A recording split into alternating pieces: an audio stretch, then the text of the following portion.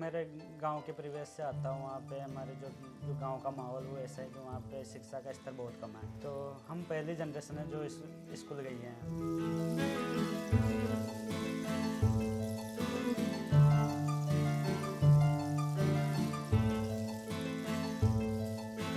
मैं शुरू से हिंदी मीडियम में पढ़ाई की है मैंने, तो हिंदी में मैं ज़्यादा कंफर्टेबल था। हाँ, मैंने 4 साल इंग्लिश में पढ़ाई की थी वहाँ पे ग्रेजुएशन के टाइम पे, लेकिन मैं ज़्यादा कंफर्टेबल हिंदी में था। Hello everyone, welcome to student friends. अभी हमारे साथ हैं विनोद कुमार मीना सर, जिनका 135 रैंक के साथ यूपीएससी में हिंदी मीडियम से 6th अटैम्प्ट में सिलेक्शन हुआ है। और इनके अगर मैं मार्क्स की बात करूं तो इस बार अगर देखा जाए इनके काफ़ी अच्छे मार्क्स रहे हैं मेंस में, और थोड़ा पर्सनालिटी टेस्ट जो इंटरव्यू होता है उसमें थोड़ा कम रह गए। अदरवाइज हिंदी मीडियम की आपको हाईएस्ट रैंक भी देखने को मिल सकती थी इस बार। सो आज हम इनसे डिस्कस करते हैं इनकी जर्नी। करीब इनको 6th अटैम्प्ट लगे हैं सफलता पाने में, और ये 6 साल से मुखर्जी नगर जैसे शहर में रहकर ही तैयारी कर रहे थे। तो डिस्कस करते हैं सारे रिसोर्सेज वगैरह की, क्या बुक्स और मटेरियल वगैरह फॉलो किया है। सो आप अपने एजुकेशनल बैकग्राउंड के बारे में बताइए। जैसे कि आपने बताया कि आपके फादर जो है वो एजुकेटेड नहीं है बहुत ज़्यादा।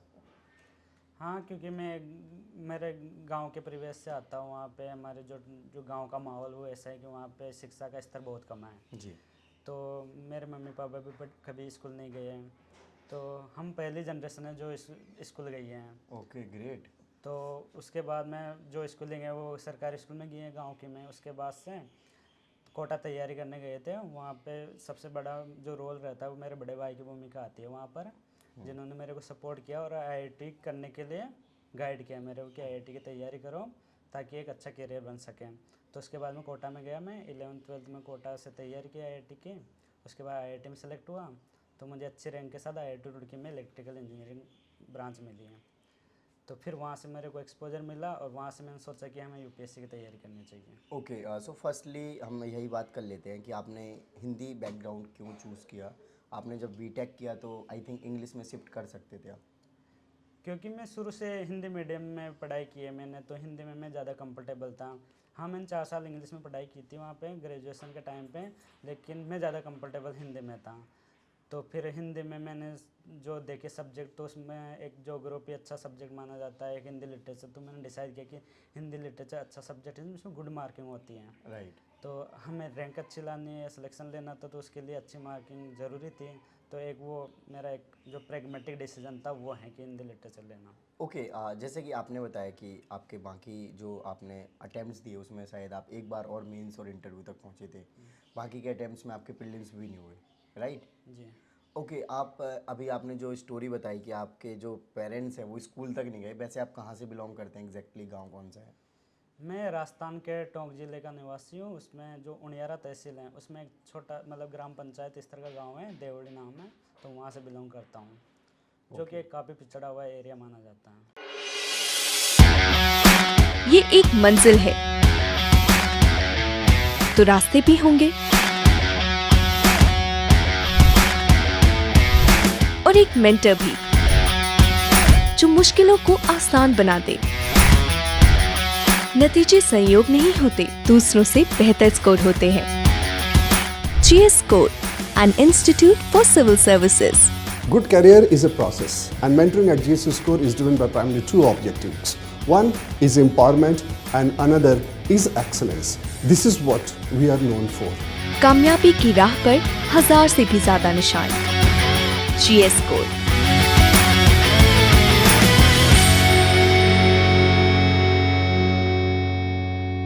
ओके, तो फाइनली आपको काफ़ी लंबा समय लग गया, 6 अटेम्प्ट्स काफ़ी ज़्यादा हो जाते हैं, और उसके बाद आपको सफलता मिली और आप प्रॉपर आईएएस के लिए सिलेक्ट हो गए हैं इस बार। तो कैसा रहा आपका रिएक्शन और आपके फैमिली वालों का। फैमिली वाले मतलब क्या बोल रहे थे एग्जैक्टली, क्योंकि इतने पिछड़े एरिया में आपने बताया कि फादर जब स्कूल ही नहीं गए तो उनको ज़्यादा कुछ इन्फॉर्मेशन ही नहीं होगी। कि एक तो होता है कि मेरे को फैमिली का दबाव नहीं था कि मेरे को आईएएस बनना है, क्योंकि उनकी इतनी एक्सपेक्टेशन थी नहीं। धीरे धीरे समय के साथ एक्सपेक्टेशन आए, क्योंकि मैंने तैयारी शुरू कर दी थी। उसके पहले तक उनका ये था कि पढ़ाई पढ़ाई कर लेगा तो कोई छोटी मोटी नौकरी लग जाएगा। गांव में जैसा होता है ना कि पटवारी की नौकरी बहुत बड़ी होती है, तो उस हिसाब से देखा जाता था। तो जैसे सेलेक्ट हुआ तो मैं खुद जब रिजल्ट देखा तो मेरे आंसू मतलब आंखों में आंसू आ गए थे कि वो होता है ना कि ये पूरी तस्वीर साफ हो जाती है कि बचपन से लेके अब तक की जर्नी। तो वो कुछ मोमेंट ऐसे होते हैं जो हमें ज़िंदगी भर तक याद रहते हैं, उनमें से एक मोमेंट वो होता है। तो वही बात है। और ये हमारे जो एरिया हैं उसमें आसपास के एरिया में शायद कोई आईएएस है ही नहीं। तो उस हिसाब से जो गांव वालों के आसपास के सबके कॉल आए, मैसेज आए, तो सबकी ये थी कि जल्दी से जल्दी मैं उनके पास जाऊं। तो अभी तक उनसे मिलना नहीं हुआ। 28 तारीख को मैं जा रहा हूँ फाइनली घर। तो सब इंतज़ार कर रहे हैं। ओके, सो ग्रैंड इवेंट करना है आपको, ग्रैंड एकदम भौकाल मचाना है। भोकाल तो नहीं है लेकिन हाँ गांव वालों की जो इच्छा है वो मतलब उनके लिए जाना तो पड़ेगा। और वो हाँ, डेफिनेटली वो तो आपका फ़र्ज़ है ना। ओके, सो आप मुखर्जी नगर कब आए थे, कब से आपने तैयारी करना स्टार्ट किया था? मैं 2017 में जब ग्रेजुएशन पूरी हो गई थी तो उसके बाद मैं 3-4 दोस्तों के साथ पूरे मुखर्जी नगर शिफ्ट हुए थे, जिनमें मेरे साथ के हैं पंकज, आकाश। तो ऐसे 3-4 थे जिन्होंने डिसाइड किया था कि हम आईएएस की तैयारी करेंगे।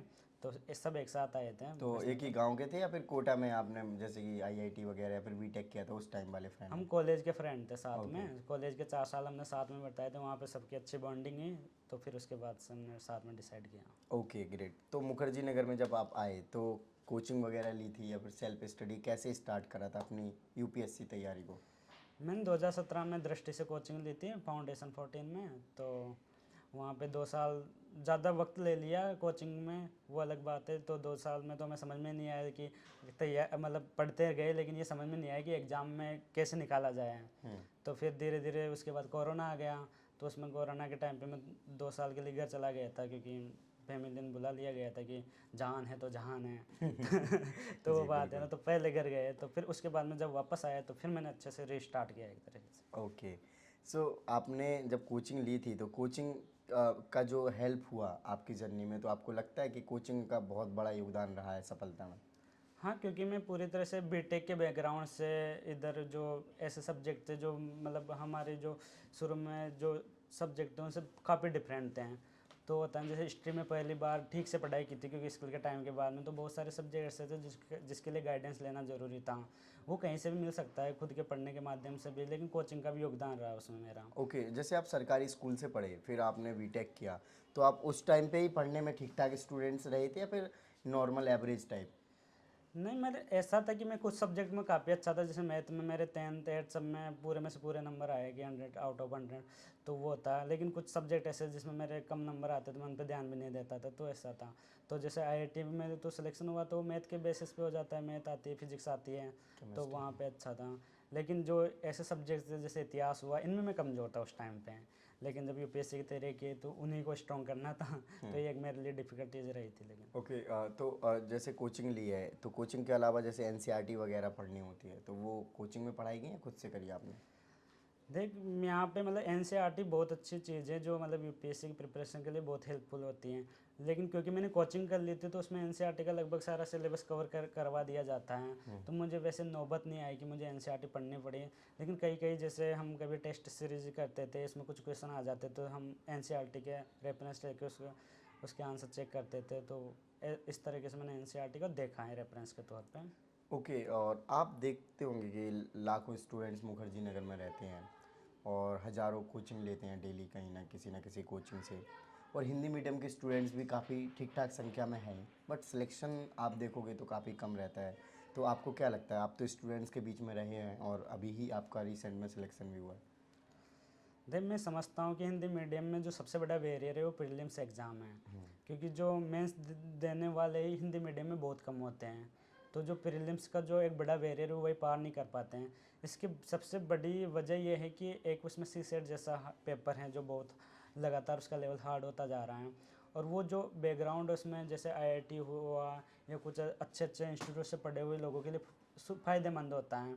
और जो आर्ट्स के बैकग्राउंड से आते हैं या कोई जो ग्रामीण परिवेश से आते हैं उनके लिए वो डिफ़िकल्ट हो जाता है। तो आज में जो प्री के लेवल पे जो डिसाइडिंग फैक्टर बन रहा है वो सीसेट का पेपर बन रहा है। तो वहाँ पे काफ़ी हिंदी मीडियम के लड़के वहीं पे बाहर हो जाते हैं। लेकिन आपने फाउंडेशन कोचिंग किया तो कोचिंग में तो ये सारी चीज़ें इंप्रूवमेंट करवा देनी चाहिए थी, ऑल्दो आप तो बीटेक बैकग्राउंड से बिलोंग करते हैं। हाँ, तो मेरा सीसेट अच्छा था, लेकिन मैं तो जीएस की वजह से मेरा प्रीलिम्स अटकता था पहले। तो वो समय के साथ मेरा जीएस अच्छा होता गया तो फिर मैं प्री क्वालिफाई किया। तो फिर उसके बाद में मेंस तो मैंने दोनों बार पास किया है, तो एक इंटरव्यू की वजह से थोड़ा रहा था मैं 2021 में, तो इस बार तो मेंस में भी अच्छे नंबर इम्प्रूवमेंट हो ही गए हैं, तो सब कुछ ठीक हो गया इस बार। ओके, तो आपको क्या लगता है कि सी सेट वगैरह के लिए हिंदी मीडियम में खास तौर पर कंटेंट की कमी है, या कोचिंग्स वाले बहुत ज़्यादा फोकस नहीं कर रहे हैं पता होने के बावजूद भी चीज़ों को? हाँ, कोचिंग वालों का देखा गया है कि कोचिंग वाले लगातार पिछले कुछ सालों से जीएस पे ज़्यादा फोकस थे, अब सी सेट पे को इग्नोर सा किया जा रहा था, लेकिन पिछले 1-2 सालों से लग रहा है कि कोचिंग वाले सी सेट को भी इम्पोर्टेंस दे रहे हैं, वो भी ज़रूरी भी हैं, क्योंकि जो रिजल्ट हैं वो सी सेट की वजह से ज़्यादा रुक रहा है। अब जीएस की कट ऑफ देख सकते हैं इस बार कितनी कम रही है। तो हाँ, कोचिंग वालों को भी, हाँ, स्टूडेंट के लेवल पे भी ये करना चाहिए कि उनको अपना लेवल धीरे धीरे बढ़ाना चाहिए। कोचिंगों को भी, या कि अलग अलग कोचिंग जो टेस्ट सीरीज निकालती हैं उनके लेवल यूपीएससी के लेवल को मैच नहीं कर पाते हैं, तो उनको टेस्ट सीरीजों में बदलाव करना चाहिए। यूपीएससी के पैटर्न के अकॉर्डिंग अपने टेस्ट सीरीज में सुधार करना चाहता है, तो ये स्टूडेंट के लिए हेल्पफुल हो सकता है। ओके, अभी हिंदी मीडियम वाले जो वीडियो देख रहे हैं, अगर वो प्रीलिम्स की तैयारी करते हैं और मेंस की, तो प्री और मेंस साथ में स्टार्ट करना चाहिए, या फिर मेंस ओरिएंटेड तैयारी करो सो दैट कि प्रीलिम्स हो जाए? तो आप जो भी आप समझते हैं प्री मेंस साथ में करना चाहिए, अगर प्रीलिम्स की ही करनी चाहिए तो पहले प्रीलिम्स की स्ट्रेटजी बताइए, फिर मेंस की। आप एक ओवरऑल स्ट्रेटजी बताइए, चाहे वो सेल्फ स्टडी करें कोचिंग के साथ भी। मेरा ये मानना है कि यूपीएससी की तैयारी में ऐसे सेपरेट नहीं करना चाहिए कि प्री को अलग या मेंस को अलग या इंटरव्यू को अलग, सबकी तैयारी साथ साथ होती रहती हैं। तो एक कंबाइंड जो पढ़ाई का तरीका होता है वो मतलब प्री और मेंस को लेकर साथ में चलना चाहिए। हाँ, जो एग्ज़ाम नज़दीक जैसे आते हैं कि प्री की एग्ज़ाम अगर 1-2 महीने पहले से हम प्री ओरिएंटेड हो सकते हैं कि हम जो जो क्वेश्चन पेपर हैं वो बार बार सॉल्व कर सकते हैं कि जो प्री के अकॉर्डिंग, ताकि उसमें जो हमारी जो गलतियाँ होती हैं एग्ज़ाम के टाइम पे, टाइम मैनेजमेंट हुआ या क्वेश्चन को ठीक से पढ़ नहीं पाना, वैसी चीज़ें वो लास्ट के जो टेस्ट सीरीज लगाते हैं तो उससे कवर हो जाती हैं। इसमें पीवाईक्यू का बहुत बड़ा रोल होता है कि यूपीएससी के पीवाईक्यू सोल्व करने चाहिए 8-10 साल के, ताकि हमें एक तो यूपीएससी का माइंडसेट पता चल सके, दूसरी बात कि जो लगातार जो पैटर्न में बदलाव आ रहा है तो हम उसके लिए पहले से प्रिपेयर रह सकें। ओके, तो मेंस ओरिएंटेड तैयारी करनी चाहिए, तो मेंस के लिए कौन कौन से ऐसे स्टैंडर्ड बुक्स हैं या फिर स्टडी मटेरियल है फॉलो करें? नहीं, मैंने बुक्स पे उतना ज़्यादा फोकस नहीं किया, मैंने जो अपने क्लास नोट्स थे उन्हीं को मैं बार बार रिवाइज करता था और उनके मैंने अपने अकॉर्डिंग शॉर्ट नोट्स बनाए हुए थे। तो क्योंकि मटेरियल को जितना छोटे करेंगे और हम उसको उतना ही ज़्यादा रिवाइज कर पाएंगे, तो उस हिसाब से मैंने मेंस की वैसे तैयारी की है कि मैं रिवाइज बार बार कर सकूँ, क्योंकि हमें जीएस के पेपर में 150 या 250 शब्द में आंसर लिखने होते हैं, तो हम बहुत ज़्यादा आंसर तो वैसे भी नहीं लिख पाते हैं, तो हम कुछ सेलेक्टिव पॉइंट ही लिख पाते हैं। तो हमें वो सेलेक्टिव पॉइंट बार बार रिवाइज ऐसे करना चाहिए कि वो हमारे दिमाग में बैठने लग जाए, ताकि एग्ज़ाम के टाइम पे हमें बहुत ज़्यादा सोचना ना पड़े, क्योंकि 3 घंटे का पेपर होता है उसमें 20 क्वेश्चन लिखने होते हैं, तो टाइम की कमी होती है। और हिंदी मीडियम वालों के लिए तो विशेषकर, क्योंकि हिंदी लिखना इंग्लिश लिखने की अपेक्षा कई गुना मुश्किल है काम है, क्योंकि इसमें सिरो रेखा होती है, अच्छी हैंड राइटिंग की ज़रूरी होती है, तो ये सब सारी चीज़ें ध्यान में रखा जाता है, इसलिए हमें पहले से अपने मटेरियल को छोटा रखना चाहिए। स्टूडेंट का शॉप, वहाँ से भी कुछ मैंने ऑर्डर किया। स्टूडेंट बुक शॉप, वहाँ से आप मंगा लेते थे तो वो लोग भेज देते हैं घर पे। स्टूडेंट बुक शॉप करके, तो मैंने वहीं से वो ऑर्डर किया था पार्सल। आप घर बैठे मंगवा सकते हैं स्टडी मटेरियल, जो आपको ये नंबर दिख रहा होगा, इस पर कॉल करें, आपको कोई भी टेंशन लेने की ज़रूरत नहीं है। चाहे आपको नोट्स चाहिए हो, बुक्स चाहिए हो, टेस्ट सीरीज चाहिए हो, करंट अफेयर्स चाहिए हो, या फिर जो भी आपको बुक्स या फिर स्टडी मटेरियल रिलेटेड चीज़ें चाहिए, आप कॉल करें इनसे और डिटेल में डिस्कस करके मंगवाएं। कोई भी टेंशन लेने की ज़रूरत नहीं है, जब तक आपके घर तक पार्सल नहीं पहुंच जाता है हमारी रिस्पॉन्सिबिलिटी है। जय हिंद, थैंक यू। ओके, तो जो आपके पहले के अटैम्प्ट्स रहे हैं उनमें क्या कमियां नज़र आई हैं आपको, या फिर मार्क्स में कहाँ आपने डिफरेंस देखे हैं? मेरे जो कमी यही थी कि मेरे से प्री का पेपर फाइट नहीं हो रहा था, मेरा जीएस मतलब 1-2 नंबर से रुक जाता था, तो वो जैसे एक बार प्री निकला तो मैंने मेंस दिया तो मेरा मेंस हो गया था, तो उसके बाद फाइनल सिलेक्शन नहीं हुआ था, मैं थोड़े से नंबरों से रह गया था, 20-25 नंबर से। तो उसके बाद में मैंने एनालिसिस किया कि मैं क्या इम्प्रूवमेंट कर सकता हूँ, तो एक तो वही था कि मैं जैसे जीएस के पेपर में उस टाइम मैंने पूरे पेज भर के नहीं आया था, जैसे थोड़ा छोड़ के आ गया, या 3 पन्ने तो 2.5 लिख के आ गया, 2 हैं तो 1.5 लिख के आ गया, तो तो मैंने वो चेंज किया कि हमें कॉपी अब छोड़नी नहीं है, तो उसके लिए मैंने स्पीड बढ़ाई, और तो हम जैसे शुरू से लेकर आखिरी तक पूरा लिख कर आया, उसमें भी सिलेक्टिव पॉइंट। और पिछली बार मैंने केवल जो होते हैं ना पैराग्राफ फॉर्मेट में आंसर लिखे थे, तो अब की बार मैंने ये किया कि एक तो दोनों का पॉइंट फॉर्म और पैराग्राफ फॉर्म दोनों के अलग अलग आंसरों में रिक्वायरमेंट के हिसाब से मैंने आंसर लिखे, साथ ही साथ जैसे मैप बनाना या फ्लो डायग्राम बनाना, अलग अलग चित्र बनाना, तो ये सब किए, तो उसकी वजह से जो मार्क्स में इम्प्रूवमेंट है वो देखने को मिला है कि इस बार मेरे मेंस में काफ़ी अच्छे नंबर आए हैं। ओके, जैसे आपके GS 1 में भी अच्छे नंबर हैं, आई थिंक 2 में भी है। GS2 में अच्छा नंबर है, 121 नंबर है। और बाकी GS 4 में आई थिंक, या और ऐसे में किस में है? GS4 में 129 नंबर है। ओके, वो भी बढ़िया, बहुत ज़्यादा ही अच्छे मार्क्स हैं। और आपके ऐसे में? ऐसे में 123 हैं। 120। तो इन सब के लिए क्या एक्स्ट्रा करा था या सब सेम पेपर लिख कर आए हो, बट मार्किंग थोड़ा सा ऊपर नीचे हो जाती है? जब मैं टेस्ट सीरीज लगाता था तो लगभग मेरे चारों पेपरों में लगभग 120 के करीब नंबर आते रहते थे, 115 120 हैं, क्योंकि सबका कॉपी चेक करने का तरीका अलग होता है कि हमें इतनी मार्किंग देनी है। एवरेज कोचिंगों में ये होता है कि बहुत ज़्यादा भी नंबर नहीं देने, बहुत कम भी नहीं देने होते हैं, लेकिन यूपीएससी में ऐसा नहीं है। यूपीएससी में अगर किसी को आंसर बहुत ज़्यादा अच्छा लगता है तो बहुत ज़्यादा नंबर भी दे देते हैं, या बहुत घटिया लग रही है तो उसको बहुत कम भी दे देते हैं। तो ये हमें यूपीएससी में देखने को मिलता है कि कुछ पेपरों में बहुत कम मार्किंग होती है, कुछ में अच्छी मार्किंग भी हो जाती है। जैसे GS3 में हम लगातार देख रहे हैं कि मार्किंग अच्छी नहीं हो पाती है। तो वही है कि मैंने जब टेस्ट सीरीज लिखे तो मेरे नंबर लगभग बराबर आते थे, ज़्यादा 5-10 नंबरों का ये होता था। हाँ, मतलब GS2 पेपर मेरा बहुत अच्छा था, मुझे खुद को लगता था कि इसमें 120 के करीब नंबर आ सकते हैं मेरे, और वो आए भी सही। एथिक्स भी अच्छा था, तो मतलब इन दोनों में मुझे उम्मीद थी कि नंबर अच्छे आ जाएंगे।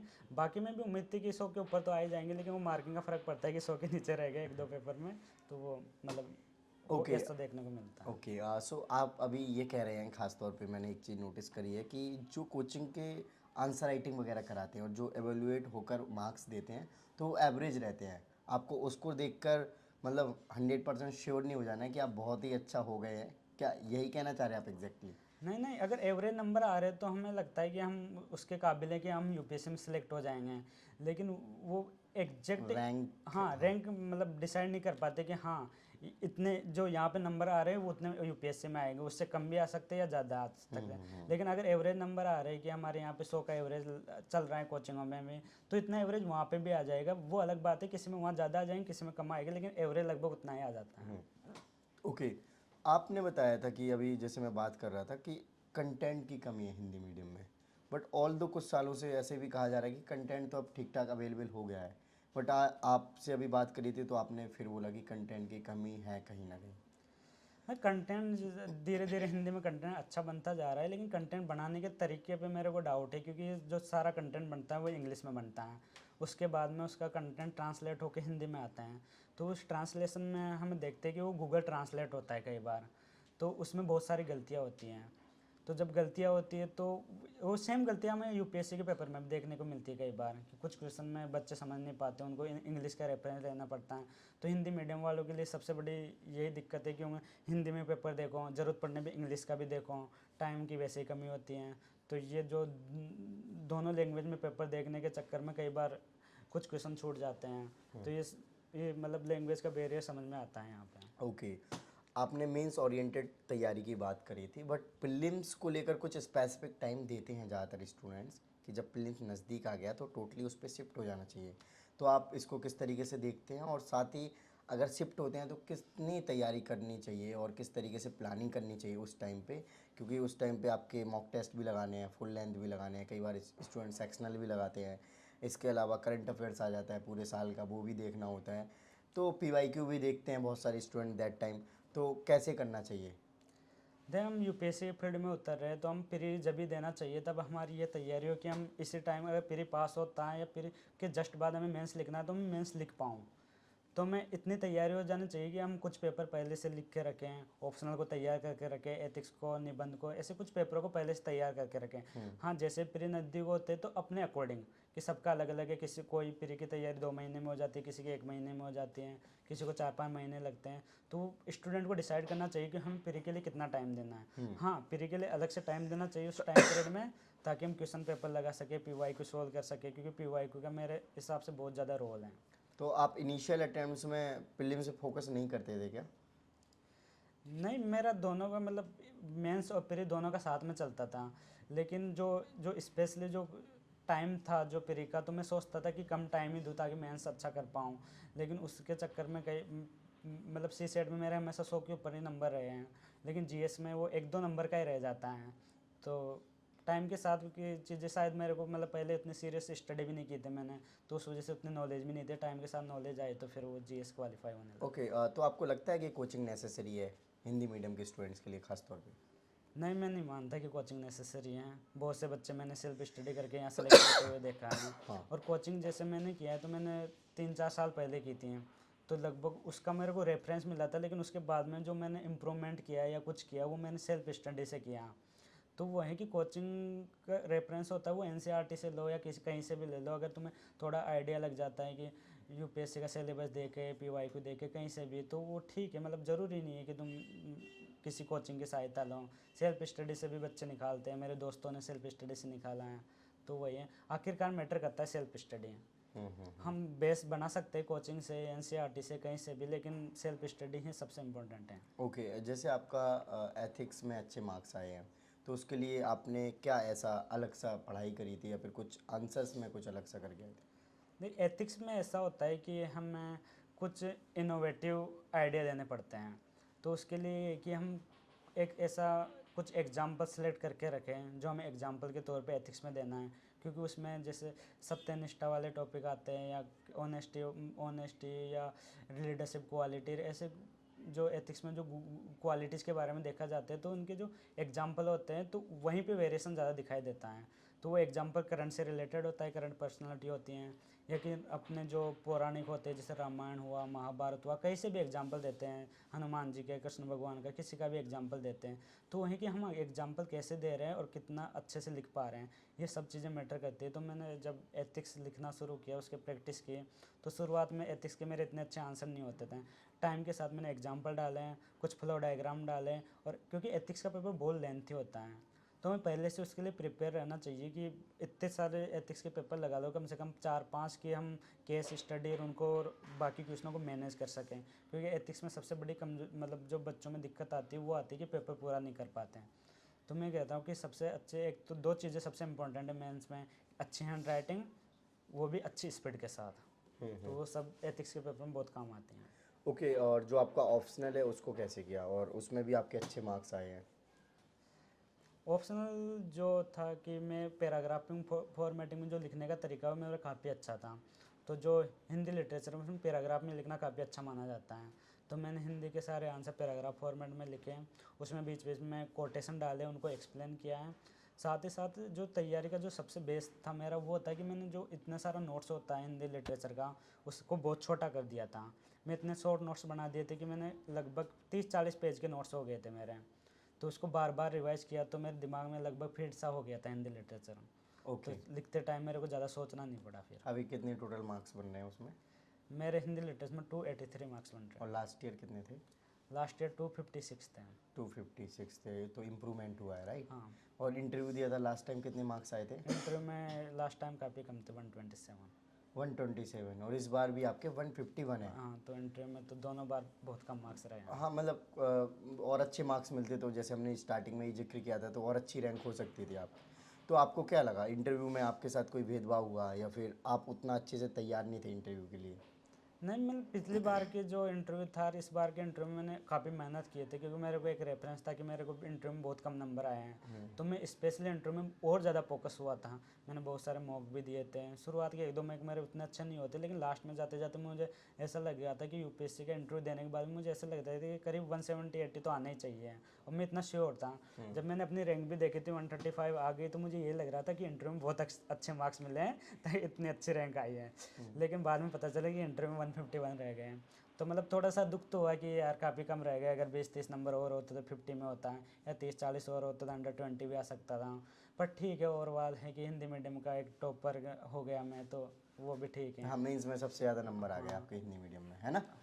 ओके, सो आपने जो 6 साल तैयारी करी है, तो क्या एवरेज आप रेगुलर बेसिस पे ठीक ठाक शेड्यूल डिसिप्लिन वे में तैयारी करते रहे, जैसे कि 7-8 घंटे माना जाता है, या फिर बीच में आप घर भी चले गए थे और कई बार नहीं पढ़ने का मन कर रहा है तो हफ्ते हफ्ते ऐसे गुजार दिए?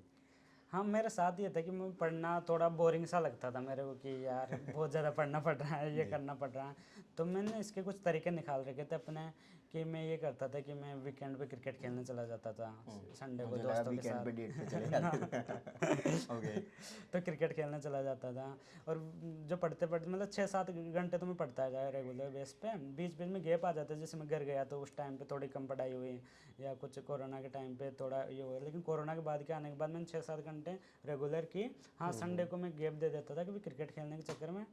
और एक ये था कि मैं जब पढ़ते पढ़ते बोर हो जाए तो मैंने ऐसा प्लान कर रखा था कि रात में सोते हुए 1 घंटा मोबाइल देखना है, उसमें कोई अच्छी सी मूवी देखनी है या वेब सीरीज देखनी है कुछ, तो मैं 1 घंटे कुछ देख के सोता था, ताकि मैं पढ़ाई की चीज़ें भूल जाऊँ, थोड़ा कि स्ट्रेस फ्री हो सकूँ। पढ़ाई की चीज़ भूल जाओ, अरे स्ट्रेस मतलब फ्री जो होने स्ट्रेस के फ्री लिए, हो जाए right, जब। हाँ। ओके, सो जैसे आप इधर जो तैयारी करी आपने मुखर्जी नगर में रहकर, तो पहले क्या पहले और अब तक क्या चेंजेस देखे स्टूडेंट्स में या फिर कोचिंग इंडस्ट्री में, क्या रहा? चेंजेस तो ये देख रहा हूँ कि लगातार भीड़ बढ़ती जा रही है यहाँ पे। जो माहौल बन रहा है कि यहाँ पे मतलब जो ऐसा माहौल बना रहा है कि यहाँ पे जो आते हैं कि यूपीएससी में सेलेक्ट होके जाएंगे, तो ऐसी जो बच्चे आते बहुत हैं लेकिन यहाँ से सेलेक्ट बहुत कम होके जाते हैं, तो एक हवा सा भी बहुत ज़्यादा है। तो मेरे को लगता है कि यूपीएससी का जिस हिसाब से पैटर्न बदल रहा है, उस हिसाब से जो स्टूडेंट आ रहे हैं उनको एक ऑप्शन भी लेकर चलना चाहिए। क्योंकि मैंने भी तैयारी के साथ में मैंने अपना बैकअप लेके चल रहा था कि अगर मेरा यूपीएससी में नहीं होता तो मैं आईआईटी से पास आउट हूँ तो मैं कोटा में जाके कोचिंग में पढ़ा सकता हूँ। तो क्योंकि मेरे साथ वाले वहाँ पढ़ाते भी, उनको अच्छे सैलरी मिलती है, तो मेरा ऑप्शन भी तैयार था। और इसकी तैयारी के साथ साथ मैंने CAPF का एग्ज़ाम भी दिया और मैं सेलेक्ट भी हुआ। अभी मैं SSB में असिस्टेंट कमांडेंट के पद पर कार्यरत भी हूँ। तो मेरा मानना है कि ऑप्शन भी साथ में लेकर चलना चाहिए, अगर हम उस पोजीशन में नहीं तो है कि हम अभी- अच्छा अटेम्प्ट दे सकें। राइट, जो आपने CAPF के बारे में बताया, तो आप ट्रेनिंग कर रहे हैं या फिर क्या है उसमें? मैंने अभी फरवरी को ज्वाइन की थी, 17 फरवरी के लगभग मैंने इंटरव्यू के बाद ज्वाइन किया था।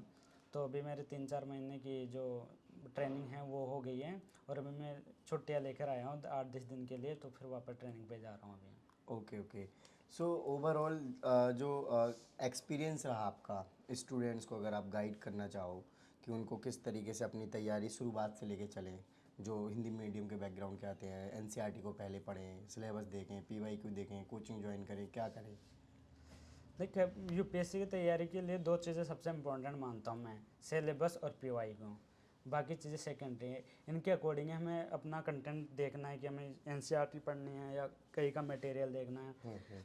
क्योंकि PYQ और मेंस में तो देखा जाता है कि सिलेबस में जो जो चीज़ें मेंशन है सीधा का सीधा पूछ लेते हैं।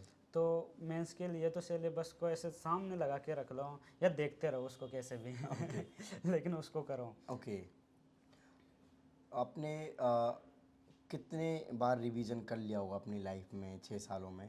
क्योंकि 1 साल या 1.5 साल सफिशिएंट होता है सिलेबस को कवर करने के लिए, फिर तो रिवीजन ही किया है आपने मैक्सिमम टाइम। जो मैं कह रहा हूँ कि मेरे जो नोट्स थे, एक तो जो जो मैंने बना रखे थे बड़ा वाला जो नोट्स हैं, जो उसमें तो मेरे को मतलब टाइम का एक बार साल में एक बार पढ़ लिया ऐसे करता था। लेकिन जो मैंने शॉर्ट नोट्स बना रखे थे उनको मैंने बहुत बार रिवाइज़ किया है। कि मेरे को ऐसा था कि एक सब्जेक्ट को रिवाइज़ करने में 1-2 घंटे लगते थे, तो उनको तो मैं बार बार रिवाइज़ करता था। कोई भी मैं टेस्ट देने जाता था मैं रिवाइज़ करके चला जाता था, या कोई मैं यूपीएससी का एग्ज़ाम देने के पहले सबसे जितने भी शॉर्ट नोट्स थे सामने रख के सबको एक दिन में भी ख़त्म कर देता था। तो एक मैंने शॉर्ट नोट्स को तो बार बार रिवाइज़ किया है, लेकिन जो फुल नोट्स थे मेरे उनको मैंने टाइम से रिवाइज़ किया है, ताकि कभी कुछ ये हुआ तो या फिर रेफरेंस के तौर पे देख लेता था कि शॉर्ट नोट्स में अगर मुझे कुछ समझ में नहीं आ रहा तो मैं वापस फुल नोट्स पे चला जाता था। ओके। और जैसे आपकी जो पहली बार अटेम्प्ट्स में तैयारी हो गई थी, तो उस बार आपने मॉक्स बहुत सारे लगाए होंगे, तो जो लास्ट अटेम्प्ट तक है तो आप उसी इफ़िशिएंसी के साथ मॉक लगाते गए या फिर मॉक की संख्या आपने बढ़ाई? और मॉक की सही अप्रोच क्या है, कब लगाना चाहिए मॉक्स? पहले सिलेबस, मॉक टेस्ट, GS और मेंस? मतलब ये है कि मेंस का तो हमें लगातार लिखते रहना चाहिए कुछ न कुछ, ताकि अपनी स्पीड बनी रहे और अपने हैंड राइटिंग भी अच्छा सुधार होता रहे, इम्प्रूवमेंट रहता है। तो ये तो साल के लगभग जो प्री का जो 3-4 महीने का टाइम होता है वो अपने अकॉर्डिंग कोई 2 महीने भी मान सकते हैं, कोई 3 में, उसको छोड़ के बाकी टाइम पे आंसर राइटिंग करते रहना चाहिए। तो उससे वो अपने जो स्पीड है वो कंटिन्यू बढ़ेगी, और जितनी स्पीड बढ़ेगी वहाँ तुम्हें अगर स्पीड बहुत ज़्यादा हो गई तो तुम्हें एग्जाम में सोचने का टाइम मिलेगा, तुम बेहतर आंसर लिख पाओगे। तो वो है कि मेंस के लिए तो लगातार लिखते रहो। ओके, आपके 6 अटेम्प्ट हो चुके थे, तो इस ड्यूरिंग इस प्रिपरेशन आप कैसे मोटिवेट रहे, खुद को आपने रखा? ऑल्दो आपने बी ऑप्शन अपना रखा ही था, अभी आपका CAPF में भी सिलेक्शन हो गया था, बट इसके पहले के बारे में आप क्यों प्रीलिम्स दिया, प्रीलिम्स नहीं हुआ, दूसरे बार दिया फिर नहीं हुआ, तीसरे बार, तो फिर कहीं ना कहीं वो लगने लग जाता है ना कि हमसे नहीं होगा, क्या पता हमारे लिए नहीं एग्ज़ाम बनाए? नहीं, ऐसा मेरे दिमाग में आता नहीं था, क्योंकि मैं जिस बैकग्राउंड से आता हूँ, मैं किसान परिवार से आता हूँ। तो किसानों में ऐसा होता है कि कभी फसल उगाते हैं तो पूरी की पूरी फसल नष्ट हो जाती है। जी। तो जो उतार चढ़ाव है वो बचपन से देखता आ रहा हूँ मैं। तो ये जब यूपीएससी की तैयारी करने आए तो ये दिमाग में लेके चल रहा था कि इसमें अप्स डाउन आने वाले हैं। तो मैं पहले से तैयार था कि एक दो प्रीलिम्स नहीं हो तो क्या हुआ, कभी ना कभी तो होगा। और मुझे मेंस के ऊपर कॉन्फिडेंस था कि हम मेंस जब भी लिखूंगा मैं मेंस क्वालिफाई कर लूँगा। तो वही था कि एक प्रीलिम्स की जो बैरियर था, तो एक ना एक दिन जिस दिन ख़त्म होगा उस दिन हम मेंस निकालेंगे और फाइनल सेलेक्ट हो जाएंगे। वो अलग बात है कि उसमें एक में इंटरव्यू में कम मार्क्स रह गए तो उस साल नहीं हुआ, लेकिन जब अगली बार हुआ तो मैंने फिर अच्छे से किया सब कुछ, तो हो गया सब। ओके, जिस बैकग्राउंड से आप बिलोंग करते हैं, तो आप क्या सोचा है, अगर अब IAS आप बन गए हैं तो किन एरियाज़ पे ज़्यादा फोकस करना चाहोगे? अगर आपको अपने होम कैडर में सर्विस करने का मौका मिलता है और आपके गांव जैसे ही कोई डिस्ट्रिक्ट मिलता है, तो क्या इम्प्रूवमेंट करना चाहोगे? देख, हमारे गांव की और डिस्ट्रिक्ट के हालात को देखें तो उस हिसाब से देखा जाए तो हमारे वहाँ पे शिक्षा का स्तर बहुत कम है।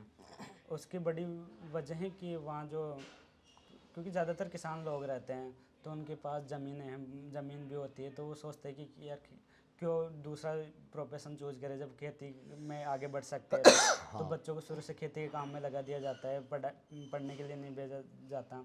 तो है दूसरी बात है कि चाइल्ड मैरिज बहुत होती है उधर। तो है कि जब चाइल्ड मैरिज होगी तो पढ़ाई का मौका ही नहीं मिलेगा बच्चों को। तो ये है कि इन जो सोशल इशू हैं इन पे काम करने की ज़रूरत है कि इन चाइल्ड मैरिज हुआ, एजुकेशन हुआ, इन जो इंफ्रास्ट्रक्चर ही नहीं होता स्कूलों का, तो उन सब में सुधार करने की ज़रूरत है। तो उन सब चीज़ों पे मैं ध्यान दूंगा अगर मेरे को मौका मिलेगा ऐसा। ओके, सो लास्ट में जो हिंदी मीडियम एस्पिरेंट्स हैं जो तैयारी करना चाह रहे हैं अपकमिंग अटेम्प्ट्स के लिए, तो उनको आप क्या मैसेज देना चाहेंगे? क्या वो मुखर्जी नगर आएँ? अगर आएँ तो किस तरीके से यहाँ पे स्टार्ट करें अपनी जर्नी को? जब भी नए एस्पिरेंट आते हैं उनके लिए सबसे ज़्यादा इम्पोर्टेंट होता है कि जो यूपीएससी का सिलेबस है और PYQ है, उन दोनों चीज़ों पे ज़्यादा ध्यान देना चाहिए। कि GS हुआ या CSET हुआ, प्रीलिम्स में मुझे लगता है कि 8-10 साल के पेपर तो हमें सोल्व करते रहने चाहिए। वो जब भी पेपर देने जाओ उसके पहले सोल्व कर लो, जिस भी अटैम्प्ट में देने जा रहे हो। मेंस का भी जो क्वेश्चन आंसर है उसको देखना चाहिए, उनकी फॉर्मेटिंग करनी चाहिए। क्योंकि देखा जाता है कि कुछ क्वेश्चन लगातार यूपीएससी का फेवरेट रहते हैं, कुछ टॉपिक्स हैं तो उनसे बार बार क्वेश्चन भी आते हैं, तो उनका आइडिया होने लग जाता है कि किस चीज़ को ज़्यादा पढ़ना है। क्योंकि यूपीएससी का जो कंटेंट हैं बाज़ार में बहुत अवेलेबल हैं और वो बहुत में से अधिकतर किसी काम का नहीं होता। तो पढ़ते पढ़ते लोग बह जाते हैं, तो धारा से भटक जाते। तो वही है कि हम यूपीएससी सिलेबस पे फोकस रहे, हमें इधर उधर नहीं भागना। तो जितना छोटा रख सके उतना ठीक है। Okay okay, so thank you so much sir for your lovely message. So friends, आपने देखा कि हमने इनके साथ डिटेल में इंटरव्यू किया जिसमें इन्होंने अपना एक्सपीरियंस शेयर किया। ऑल्दो इनके काफ़ी अच्छे मार्क्स रहे मेंस में और इन्होंने जो अपनी तैयारी का एक्सपीरियंस शेयर किया। सो आई होप आपको वीडियो अच्छी लगी हो तो इस वीडियो को लाइक करें। जय हिंद।